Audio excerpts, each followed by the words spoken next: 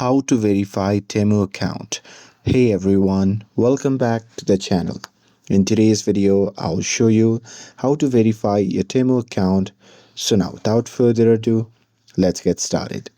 So here, first thing first, open the Temu app on your phone and make sure that you're logged in to your account. And now here, once you are inside the app, just tap on the profile icon shown in the bottom right corner of the screen. And now here, once you are inside the profile section, just tap on the gear icon shown in the top right corner of the screen.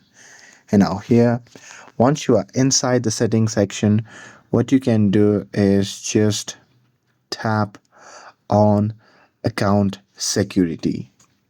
And now here, once you're inside the account security, what you can do is you can add a phone number, you can enable two-factor authentication, and here just select the option and enter your email and just tap on send code.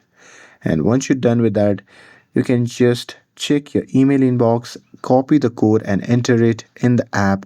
And if you select phone number, you can enter your number and verify using the OTP code sent via SMS.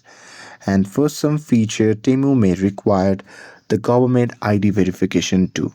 So take a clear photo of your ID and upload it as instructed.